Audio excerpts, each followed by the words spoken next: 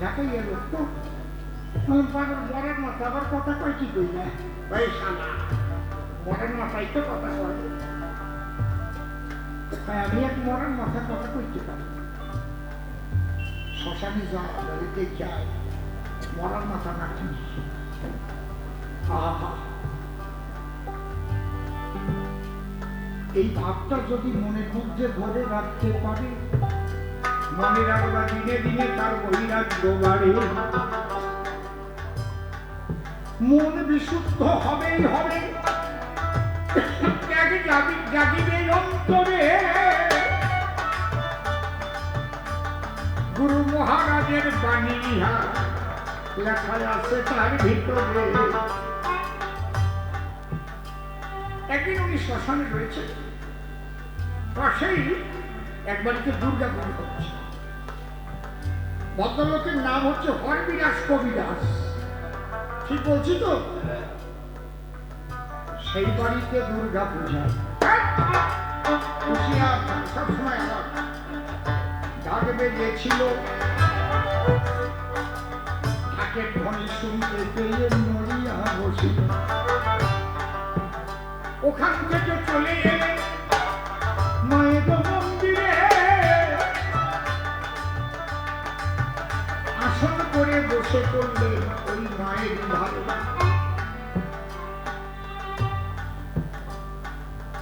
উনি মনে মনে বলছেন মা সত্যি কি তুমি মাটির মূর্তি তুমি মৃন্ময়ী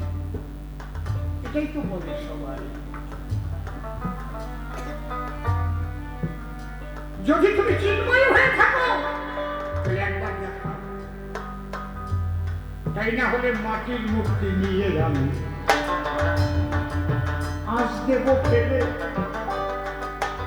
জীবনে যেন কেউ আর এই মূর্তি না ঘরে তোলে একে বলে অনুরাগ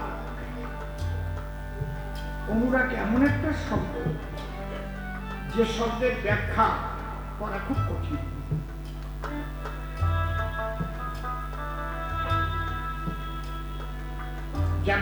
যারা অনুরাগী তারা বুঝতে পারবে যে অনুরাগ জাগলে তার মানসিক অবস্থাটা কি হয় এই অনুরাগের ভয় দিয়ে যখন কথা কয়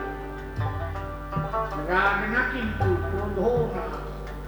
প্রধান ভবতী সম্য সম্মত সিকিবিভ্রম সিকিভ্রংসাৎ বুদ্ধি নাশ বুদ্ধি নাশাৎ প্রণশ্যতি এই রাগ না ক্রোধ না অনুরাগ অনুরাগের ঘরে গিয়ে গুরু মহারাজ মায়ের কাছে যদি শুধু মাটির মূর্তি হয় পূজা দেব কিসের দান হঠাৎ থেকে ঝলমলিয়ে মৃন্ময়ীর নাম চিন্ময়ী হয়েছে মাতা দেখিবার পাই একবার গুরু মহারাজ প্রেমানন্দে হরি হরি হরি হরি মা বলিয়া গুরুদেব নাচিতে লাগিল এই সমানন্দ এই হচ্ছে সনাতন বাড়িতে তুলসী গাছ ছিল মানিক্য পূজা দেয় সন্ধ্যাকালে প্রদীপ নিয়ে তাহাকে দেখায় বুধবার কিছু এই গাছের পুজো দেয় উপরে একটু থুথু বেশি আছে থুথু দেওয়ার পরে দেখি বাড়ে পেল তুলসী গাছ ধীরে ধীরে নারায়ণ হইল হরিবল হরিবল নমস্তে তুলসী দেবী হরি ভক্তি প্রায় যথা তুলসী কানন তথা নারায়ণ তুলসী বৃক্ষ হতে নারায়ণ রূপ ধরে দাঁড়ালো একবার গুরু মহারাজ প্রেমানন্দে হরি হরি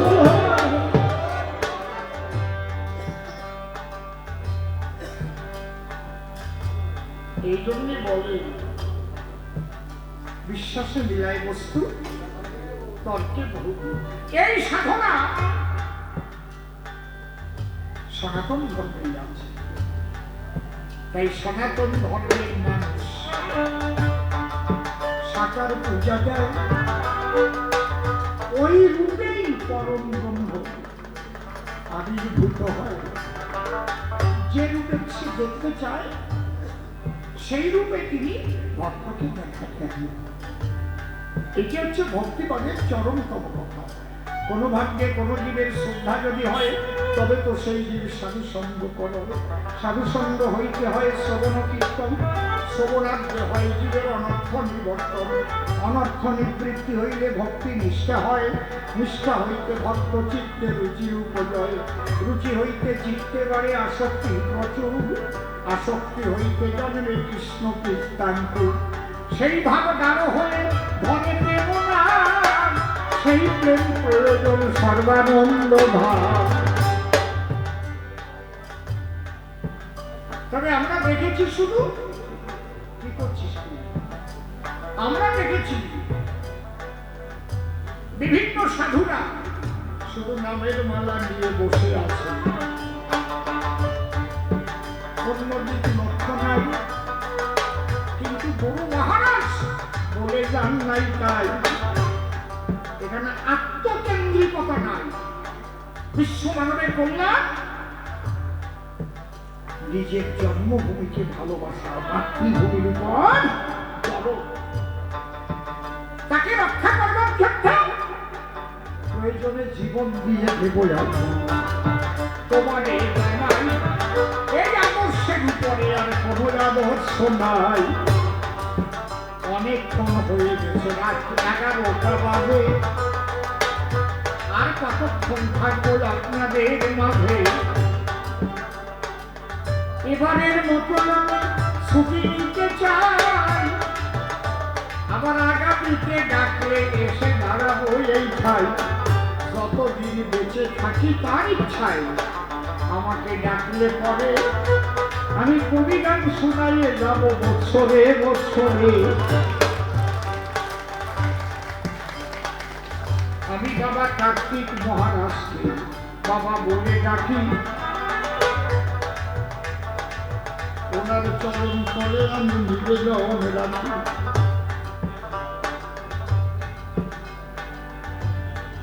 উনি আমার বিপদে আপদে সব সময় সাথে, তাই বাবা বলে প্রণাম জানাই সরবে জোর হাতে। কঠিন বিপদের সবাই কয়জন সঙ্গে রয়, এই মানুষটিকে পেয়েছি আমি তেমনই সমান। এরপরে আপনারা থাকবেন সাথে, নিবেদন করে যাই, সম্মুখে রয়েছে জীবন মরণের লড়াই। হরিবল হরিবল, এই যুদ্ধে আমাদের হবে জয়, যেন দুর্যোধনের বংশ এবার করতে পারি হয়। সম্মুখে রয়েছে সেই কুরুক্ষেত্র, এই যুদ্ধে আপনাদের আশীর্বাদ বিশেষ প্রয়োজন। তাই গুরু মহারাজকে সাক্ষী রেখে নিবেদন করে যায়, এই যুদ্ধ ক্ষেত্রে যেন আপনাদের আমি পাই। কারণ এই যুদ্ধে জয়যুক্ত না হলে ওই গান্ধারী সন্তান যারা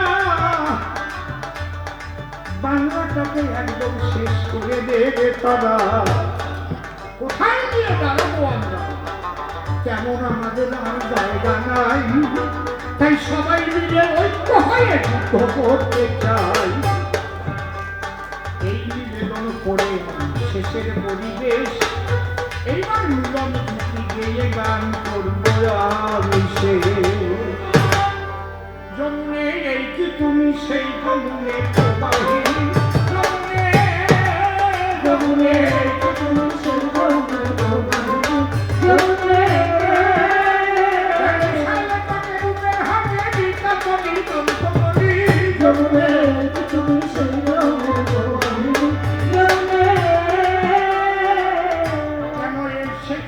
প্রণবানন্দ। আমি দিয়ে বললাম কাব্য ছন্দ,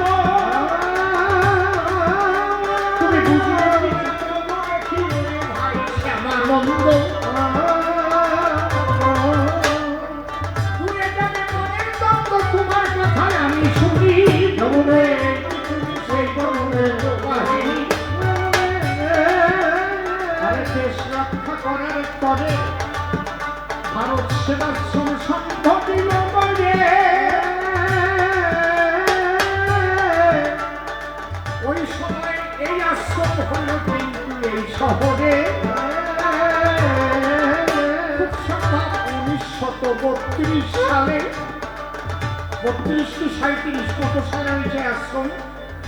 1932 সালে মহারাজ এই আশ্রমটাকে দিয়ে খুলে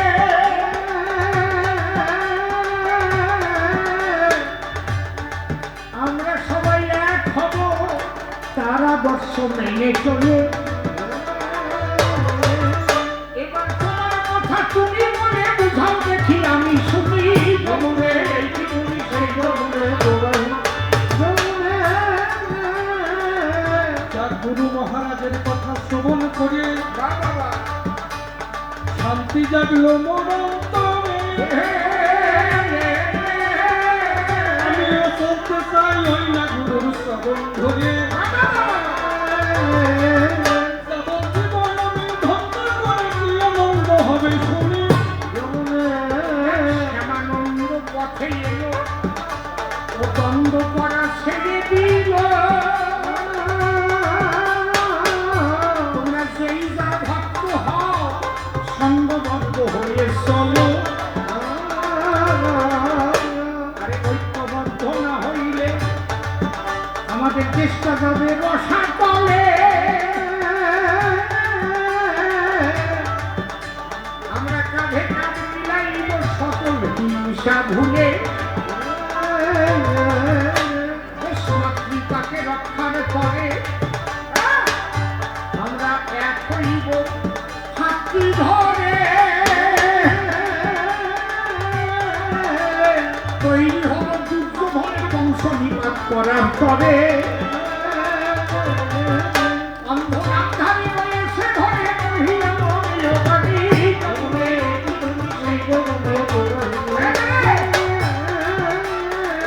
সবাই যদি এক হয় তাতে কত শান্তি পায় সেই শান্তিতে কত তোর বাড়ি হয়ে যায় আমি বুঝলাম আমি তোমার কথা কি আনন্দ হলো শুনি আমাদের অন্তরেতে থাকবে ভক্তি সঙ্গে থাকবে সংঘ শক্তি তবে অশুভ শক্তি হইতে পেতে পারি আমরা মুক্তি এখানে দিতে চাই না কোনো যুক্তি সবাই এক হয়ে যাও তাই এখনই সেই জন্য বাহিনী তোমার কথা শ্রবণ করে না বাবা দ্বিধাদ্বন্দ্ব গেল তবে আমিও থাকতে চাই তোমার ওই ভাবটি ধরে আমি আনন্দ পাবো হৃদয় করে কি আনন্দ হবে শুনি শ্যামানন্দ পথে এলো দ্বন্দ্ব করে কাজটি একবার বদল হরি সবাই মিলে হরি হরি হরি বলো সবাই ঐক্যবদ্ধ হয়ে চলো মেনে গুরুদেবের বাড়ি যমুনে সেই যমুনের প্রবাহিনী জয় গুরু জয় গুরু জয় গুরু জয় জয় গুরু জয় গুরু জয় গুরু জয় জয় গুরু জয় গুরু জয় গুরু জয় জয় গুরু জয় গুরু জয় গুরু জয় বলো জয় গুরু জয় জয় জয় গুরু জয় জয় গুরু মহারাজের জয় জয় গুরু জয় জয় গুরু মহারাজের জয় জয় গুরু জয় বলো গুরু মহারাজের জয় জয় গুরু জয় জয় গুরু মহারাজের জয় জয় গুরু জয় আমার গুরু মহারাজের জয় গুরু মহারাজের জয় গুরু মহারাজের জয় গুরু মহারাজের জয় সনাতন ধর্মের জয় গুরু মহারাজের জয় সনাতন ধর্মের জয়